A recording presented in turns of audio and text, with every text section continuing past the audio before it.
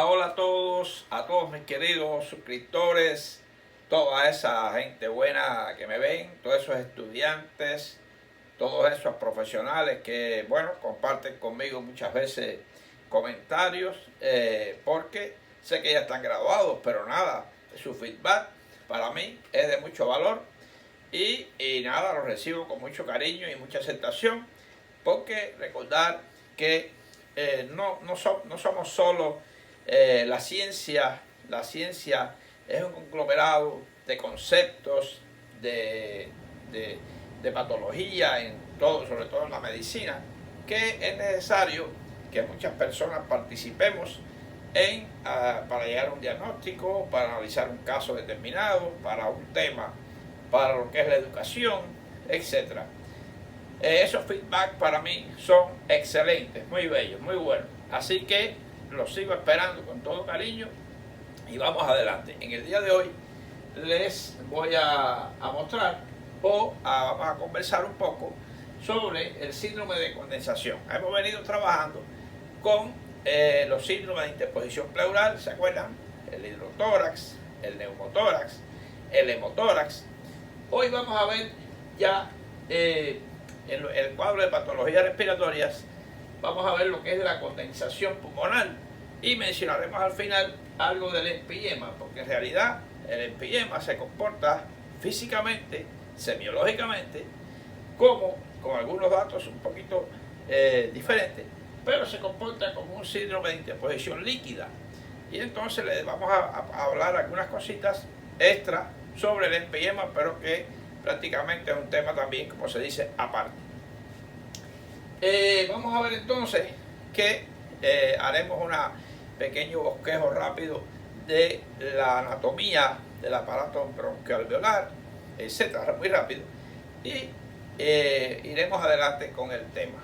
Ante todo, mi cariño, como les decía, para todos los suscriptores y para todos los que me ven. Los que me vean, si quieren seguir viendo mis videos, le pueden dar a la campanita, o sea, pueden suscribirse.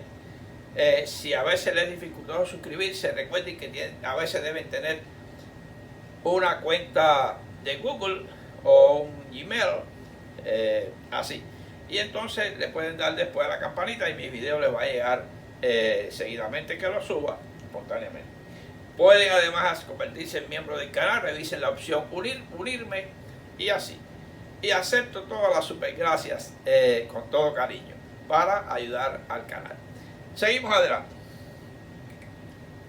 Vamos a ver en el día de hoy un breve recordatorio del aparato broncoalveolar. Muy rapidito. Vamos a ver la importancia como comentario, como reflexión, como comentario agregado, los tips, el tip extra de cada tema. Vamos a ver la importancia de las emociones en la enseñanza. Muy interesante. Vamos a ver sobre esto. 3 pilares del mantenimiento de la vida, que ya lo habíamos visto en el temas anteriores. Vamos a ver dónde colocamos a la neumonía o el síndrome de condensación. Concepto de síndrome de condensación, causas de la neumonía y formas clínicas generales. ¿Qué son los estertores o ruidos adventicios? Que habíamos visto cuando vimos el asma, vimos esto de los estertores. Hoy nos correspondía mencionar a los estertores húmedos o crepitantes. Semiología del síndrome de condensación, formas clínicas y diagnóstico general y factores de riesgo y algunas complicaciones. Ese es el tema de hoy, lo iremos tocando recuerden que siempre bajo a un nivel de estudiantes que están comenzando. He profundizado un poquito en cuanto a semiología porque hay estudiantes que están más avanzados, etc.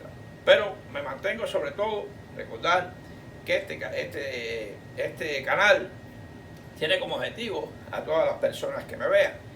Puede ser que no sea médico, puede ser que sea estudiante comenzando, me entiendan lo mejor posible. Ok, seguimos adelante. Vamos a ver que en breve recordatorio del aparato broncoalveolar, rápidamente, segmentación. Recordar que teníamos la tráquea, los bronquios secundarios, bronquios segmentarios, Ya llegando a lo que son los segmentos, aquí está la clasificación por segmento, lo mencionaríamos un poquito. Y recordar que cada bronquiolo va a ir a un segmento, cada segmento va a tener un bronquio segmentario. Y así va todo, en todos los segmentos va a haber esta terminación, el saco alveolar. Y los alveolos, donde se va a producir, en este caso, en los bronquios más finos y en los alveolos, se va a producir la inflamación, la acumulación de secreciones y el cuadro clínico del síndrome de condensación pulmonar. Bien, teníamos el lóbulo superior en el derecho, hay un lóbulo superior, un lóbulo inferior, un lóbulo medio, en el izquierdo un lóbulo superior y uno inferior. ¿Por qué les menciono esto? Porque recordar que la neumonía puede el crecimiento bacteriano, etcétera, el acúmulo de secreciones, puede ocurrir en un segmento, puede ocurrir en todo un lóbulo, o puede haber una infección masiva del pulmón. Es importante porque a veces en rayos X, muchas veces, por ejemplo, en rayos X AP, una neumonía del lóbulo medio o del lóbulo inferior del pulmón derecho se pueden confundir, porque posteriormente vamos a ver la condensación y tenemos que hacer a veces rayos X lateral. El inferior tenía 5 segmentos, el apical, el anterior, el posterior y el medio, está por la parte más basal medial, y así el izquierdo, el apico posterior, lo que sería el lingular, el anterior, recuerden que el apico, el izquierdo, el posterior y el apical y posterior se unen y se forma el ápico posterior. Y aquí se forma el anteromedial. Así, les recuerdo algunas cositas de esto para que sepan cómo es posible que el parénquima se pueda infectar. Lógicamente, hay condicionales, hay condicionales de cada persona, de cada paciente, que van a hacer que estas neumonías se produzcan más fácilmente. Por ejemplo, la inmunología, la inmunodeficiencia y todo eso. La parte de lo que es el tabaco, el fumar, etc. Les recuerdo así prácticamente esto para tener una idea antes de comenzar, antes de proseguir. Vamos a ver entonces, rápidamente, le pongo aquí la inteligencia interlegere. Esto es del griego, ¿ves? Interlegere, porque la inteligencia y cómo se da esa inteligencia, cómo el niño, cómo el adolescente comienza a aprender, y viene todo lo que son la percepción, el estudio, pero hay una capacidad específica, hay una capacidad y una experiencia. Toda esa experiencia acumulada va a lo que se llama la inteligencia. Pero existen las emociones. Las emociones están demostradas que cuando usted se emociona, cuando le provoca eso que usted quiere aprender, un cierto apasionamiento, llámese emoción, usted puede percibirlo mejor, puede adquirirlo y entenderlo mejor. De ahí entonces que les menciono que existe una inteligencia racional que aporta prácticamente el 20% de todo el conocimiento. Fíjense, está demostrado en estudios que se han hecho. Existe la inteligencia lógico-matemática, la inteligencia musical, la inteligencia visual espacial, los diferentes tipos, lingüístico, verbal, intrapersonal e interpersonal. Hay diferentes personas que tienen diferentes tipos de inteligencia. Ya demostrado, desde los grandes profesores, grandes docentes de Piaget, etcétera, que demostraron todas estas inteligencias. Y fíjense que las emociones, la inteligencia emocional, que es la que vamos a ver ahora, nos hace controlarnos y poder enfrentar las relaciones interpersonales y educativas como un semáforo. El stop, el rojo, aprender a detenerse, a analizar, el amarillo para poder valorar, ya poder dar adelante, y el verde cuando ya estamos concientizados y bien educados y bien entendidos en la materia, podemos ir a más velocidad. Pero la paciencia y la lentitud y el pensamiento nos ayuda a hacer las cosas mejor y a estudiar mejor. Por tanto, les voy a enseñar aquí lo siguiente. Fíjense que los profesores que son o facilitadores que se emocionan, que son emocionados, que son capaces de transmitir al alumno la importancia de ese aprendizaje, lo hacen a través de una inteligencia emocional y crean en el estudiante esta facilidad y les aporta el 80% del conocimiento. ¿Por qué? Porque aumenta los logros y éxitos. ¿Por qué esto es así? Porque fíjense que la inteligencia emocional está demostrado que aumenta el emprendurismo en la persona sobre eso que él le gusta, que le gusta aprender. Le aumenta la motivación y la automotivación. Hay un aumento de la inteligencia total, de todas las demás inteligencias. Si usted se emociona, esa inteligencia emocional más la inteligencia lógico-aritmética, las otras, las intrapersonales, etc., usted va a sacarle el mayor provecho a ese tipo de inteligencia.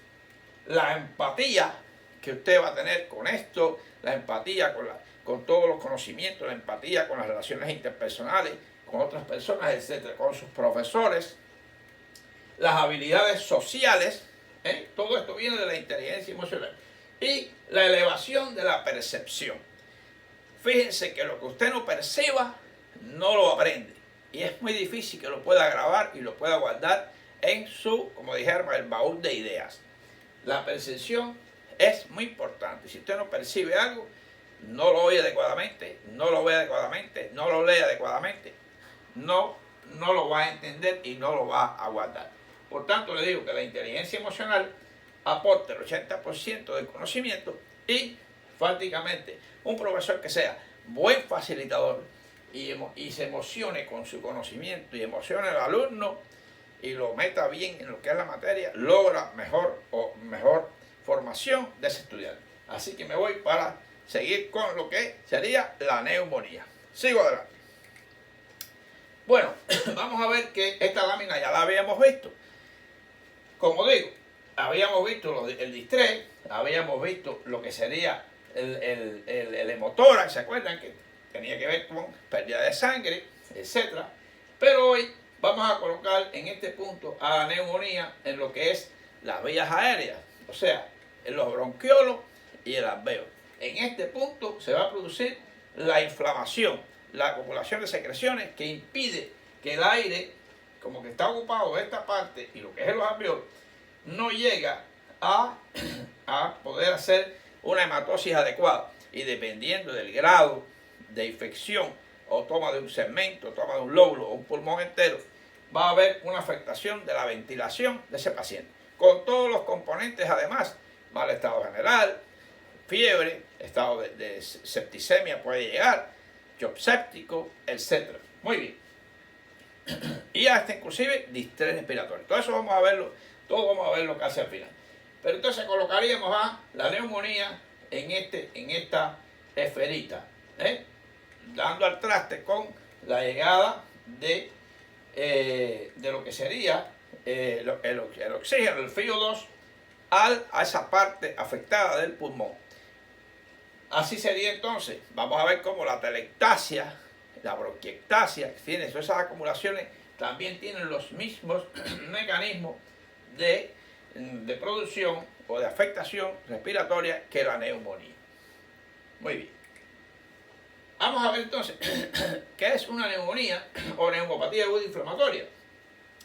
Es una condensación pulmonar donde hay una falta completa o disminución absoluta del aire pulmonar, sobre todo en esa área.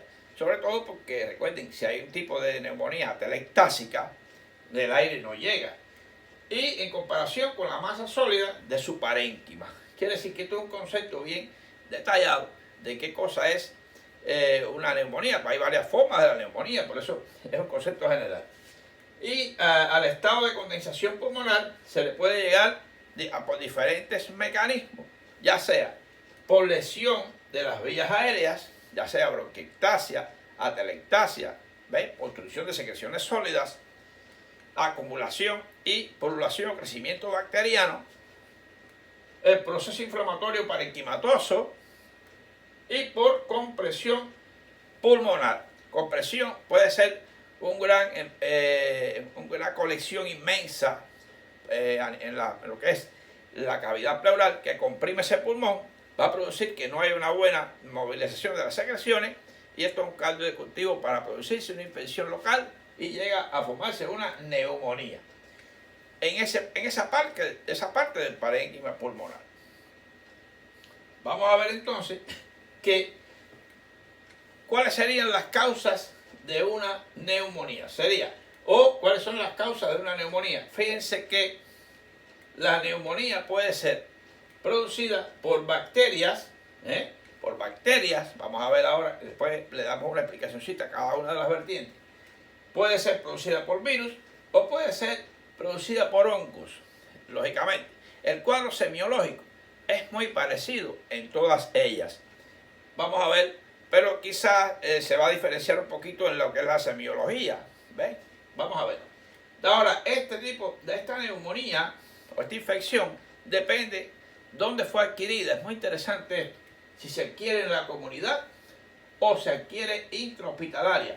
La intrahospitalaria, la llamada neumonía de tipo nosocomial, porque usted está adquiriéndola dentro de una unidad hospitalaria. ¿Qué diferencia tiene? Fíjense que en la comunidad pueden ser bacterias como el Streptococcus pneumoniae, que es tan frecuente, estafilococo, etc. Pero intrahospitalaria, estas bacterias que usted adquiere han estado en presencia o en pacientes con tratamiento antibiótico y han sido capaces de prepararse, como se dice, para la batalla y son muy difíciles de tratar, sobre todo también porque son bacterias gram negativas. Interesantísimo. Miren la diferencia, Ahora, en cuanto a lo que son las bacterias, sobre todo el neumococo pneumoniae, el estafilococo dorado puede ser, y una forma especial que sería la neumonía tuberculosa, producida por el bacilo de Koch. Tiene sus características, más bien está ubicada hacia los lóbulos, a la parte apical, porque es una zona más aireada y menos perfundida. Ok, todo eso. La de los virus, el sincitial respiratorio, el virus COVID-19, porque no es que en realidad muchas veces este virus o el HIV producen en sí la neumonía, pero preparan el caldo de cultivo, preparan el terreno para que se instalen otras bacterias, otros hongos, etcétera, y produzcan lo que sería la neumonía.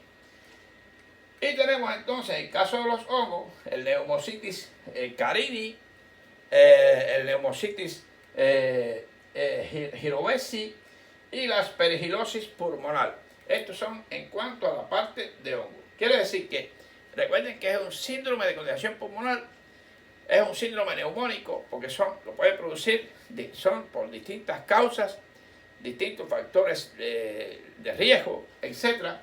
Y bacteria, virus u hongos. Por eso es que esto se considera un síndrome. ¿Está bien? Vamos a ver entonces las formas clínicas. ¿Qué formas clínicas tendría la neumonía? La neumonía tendría en forma neumónica, como tal, en forma atelectásica. Una atelectasia, por ejemplo, la forma neumónica, la forma atelectásica, la forma atelectásica, mírala aquí, como qué pasa, que hay un área que queda sin comunicación de aire y esa zona se colapsa, se aspira. Y por eso da una imagen como cóncava, cóncava. Tenemos la tuberculosis, que sería en la parte más superior, inclusive con cavernas. La forma de neumatocele, miren qué grande, neumatocele, sobre todo asociada con el estafilococo dorado. Los abscesos pulmonares, aquí está el absceso pulmonar, que puede confundir muchas veces con una neoplasia abscedada. Esto sería un absceso. Este absceso muchas veces puede tener un nivel hidroaéreo, porque una parte de aire, una parte de pus, y sería el absceso pulmonar.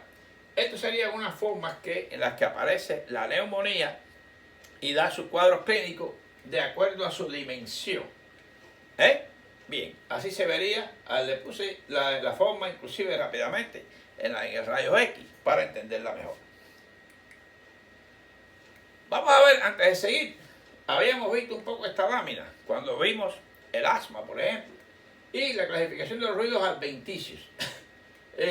Los detectores pueden ser secos, roncos y sibilantes, como lo vimos en el asma. ¿Se acuerdan?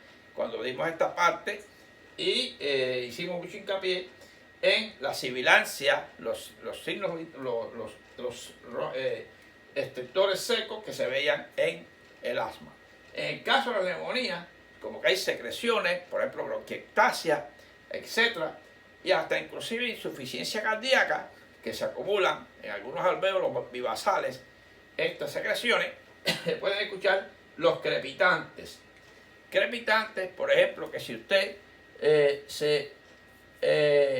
puede hacerle así al pelo cerca del oído, puede sentir aproximadamente lo que es esa sensación de escuchar una crepitación alveolar. Los subcrepitantes, etc. Vamos a ver, fíjense que aquí sería, esto sería cuando la secreción prácticamente está en los bronquiolos, sería los subcrepitantes, y cuando ya la secreción está acumulada en los alvéolos, inclusive el distrés también se funciona así, sería los crepitantes. Se produce sobre todo en la inspiración, y los subcrepitantes pueden también producirse en la expiración, pero son más frecuentes en la inspiración. Usted dice al paciente, respire profundamente, y usted va a sentir en la ocultación esos estertores, y ayudan mucho a entender si el paciente tiene una neumonía o tiene un asma. Cuidado con que no todo lo que sirva en la madrugada, por ejemplo, es o neumonía o es asma, puede ser un edema agudo del pulmón. Cuidado con eso. Pero bueno, le doy esta lapidita para seguir. Por eso le hice este comentario antes de pasar a ver lo que sería el cuadro clínico. Vamos a ver la semiología del síndrome de condensación. El cuadro clínico, un paciente que comenzó con fiebre, sobre todo fiebre alta, en grados Celsius sería 40 o más, en grados Fahrenheit sería 104, 105 Fahrenheit, escalofríos, punta de costado ya sería dolor en esa área del pulmón, el lado afectado, izquierdo o derecho, más frecuente en el lado derecho,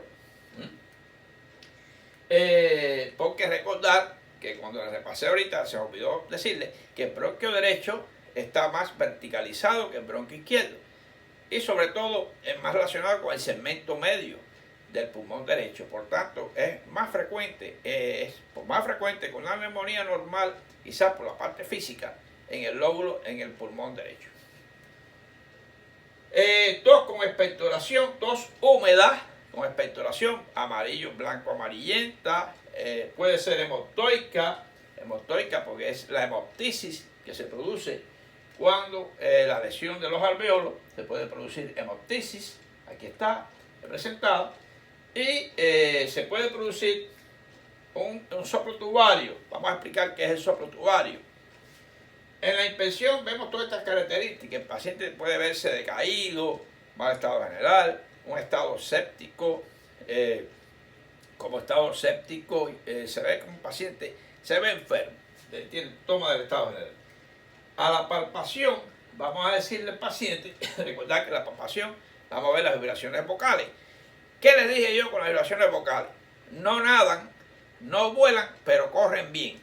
¿Corren bien qué? Cuando hay un proceso de condensación pulmonar, las vibraciones vocales, te le dice al paciente, diga 33, y las va a sentir con tremenda potencia. ¿Por qué? Porque pasan bien el tejido condensado, el parénquima condensado, ellas corren bien. Recordar siempre eso. No vuelan en los neumotoras, no nadan en los hidrotoras, y corren bien en las decondensaciones. Por tanto, serían aumentadas.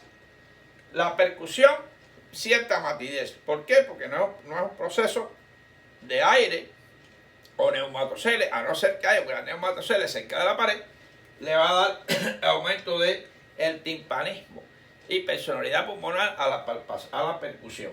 Pero normalmente hay matidez en esa zona. La ocultación, estertores crepitantes, húmedos. Muy importante este dato. Así que este sería como el dato fundamental. Estoy con ese paciente. cuando escucho los estertores, si son bivasales, un paciente más anciano, con falta de aire, se cansa de subir escaleras y no tiene fiebre, voy a pensar en insuficiencia cardíaca. Es muy raro. Ahora, paciente joven, relativamente joven, con fiebre, calofrío, expectoración y estertores crepitantes, neumonía. Esto está claro. Eso es neumonía o síndrome de condensación. Diagnóstico radiológico. Lo vamos a ver, fíjense que esto es un rayo X normal. Miren qué limpiecito se ve. No están ocupados los ángulos costofrénicos, vacíos. Aquí no están ocupados, pero ahí se ve la masa. Miren la diferencia. Aquí se ve el área de condensación. Esta puede ser lóbulo medio o lóbulo posterior. Pero que esta es anteroposterior. Tendría que hacer una lateral para definir si es lóbulo medio o el lóbulo inferior. Recordad que la forma puede superponerse la imagen. Esto asociado a tos, expectoración hematoica, amarillo purulenta, fiebre con escalofrío y todo eso, estamos en presencia de una neumonía. Así que seguimos adelante. ¿Cuáles son a considerar factores de riesgo para contraer una neumonía? Factores de riesgo. Fíjense que consumo de cigarrillos. Ustedes saben que todas las sustancias que entran, ya sea el CO2, purulación de la atmósfera, el desarrollo industrial, puede afectar por acumulación todo lo que es asbestosis, vicinosis, todas esas enfermedades. Las neumoconiosis pueden facilitar el mal trabajo o el mal mecanismo ciliar de expulsión de las secreciones y puede haber crecimiento bacteriano. Estado de encamamiento prolongado. Estado de encamamiento prolongado. Sobre todo por afecciones neurológicas. Estados convulsivos debido a derrame cerebral, epilepsia, enfermedad de Parkinson. Prácticamente este paciente se mueve poco. Está más bien postura sin movimiento, poco ejercicio por lo general. Y condiciones neurológicas. Esto hace que ese encamamiento, esa posición fija, no ayuda a la expulsión de la secreción. Enfermedad pulmonar crónica como la EPOC, enfermedad pulmonar obstructiva crónica, también conocida como COPD, que ya la vimos en video anterior, y tener un sistema inmunológico afectado, un síndrome de inmunodeficiencia adquirida por HIV o otras causas. Recuerden que esto tiene muchas causas, no solo el HIV. Trastornos autoinmunes, que la defensa está en caída, hay poca defensa y preparación para esa infección que nos atacó, etc. Y también, bueno, la bronquiectasia, como les digo, tendiente asociado con malformaciones de las vías aéreas, como es la bronquiectasia, síndrome de Carter-Henner, etc., puede dar lugar a que facilite la neumonía. Sobre todo el VIH o SIDA, donde la inmunología cae muy profundamente. Muy bien. ¿Cuáles serían las complicaciones de una neumonía? Fíjense, la neumonía, que tiene una reducción de la capacidad vital muy importante, tiene complicaciones. Hay complicaciones extrapulmonares, como es la artritis séptica. Recordad que estas bacterias que están desarrolladas en el pulmón, lógicamente pueden pasar a la sangre y dar infección en otra región. Está la pericarditis o pancarditis, muy próximo, los pulmones están muy próximos al mediastino, y a lo que es la cavidad pericárdica. Entonces puede haber una pericarditis o pancarditis, se inflama también las diferentes capas del corazón, como miocardio y endocardio. Pancarditis. El distrés respiratorio, que puede ser una de las complicaciones finales, como complicación y forma clínica, en este caso, es el distrés respiratorio, que ya lo habíamos visto, nosotros estudiamos ya el distrés respiratorio en un video anterior. Se lo voy a poner como al final de este video, para que si quieren verlo, se lo voy a poner para que nada más le da clic y pueden pasar a ver este video. Lo que es el shock séptico, este shock séptico que lo veremos futuramente cuando hablemos de shock, los distintos tipos de shock, vamos a darle más profundidad a este shock séptico con toda la coagulación intravascular diseminada y todo el cuadro de toda la fisiopatología de los shocks, lo vamos a ver futuramente en este canal.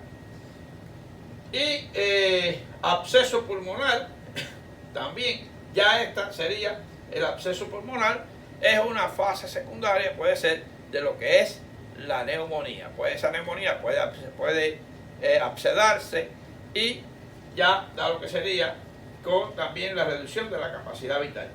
Y puede haber un derrame, sobre todo metaneumónico o paraneumónico, sobre todo paraneumónico, asociado con procesos paralelamente, y hay también lo que sería entonces la reducción de la capacidad vital. Estas son las complicaciones de una neumonía.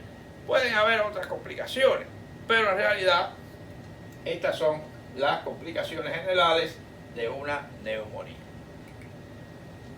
¿Cuál sería el tratamiento general de la neumonía? Bueno, lógicamente incluyen medidas para prevenirla y para prevenir las complicaciones, cura de la infección como tal, antibióticos. No voy a profundizar en los antibióticos porque lógicamente hay un desarrollo en lo que es la neumonía desde el descubrimiento de la penicilina procaínica, cristalina, todo el advenimiento, el desarrollo de la familia de las carbamazepinas, de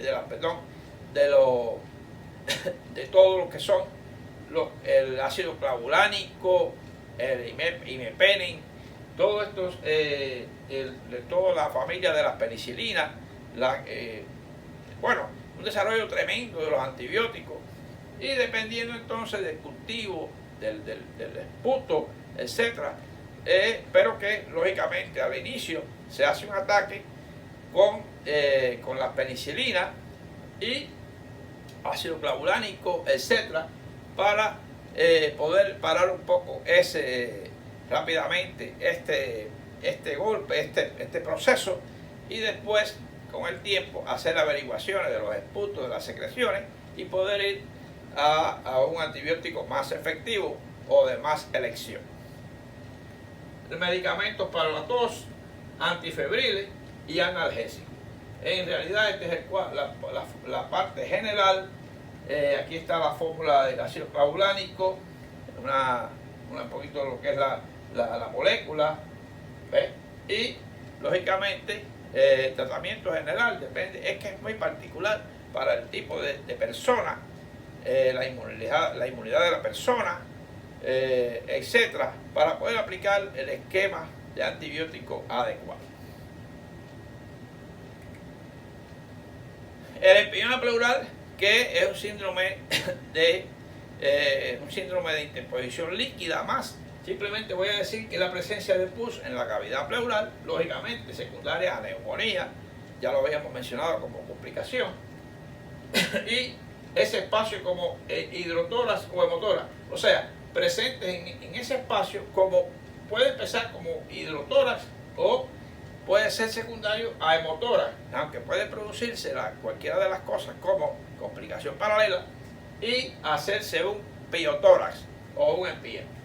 Para esto haríamos una toracocentesis o toracotomía, dependiendo de la necesidad, inclusive la concentración del pus y si está abscedado o no, cavitado o no, y cultivarlo.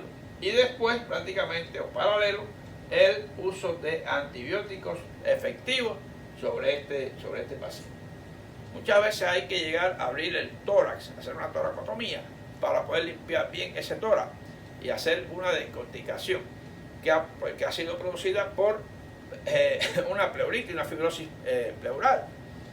Increíble. Todo esto ya estoy hablando de un paciente más afectado, más infectado, de una infección muy profunda.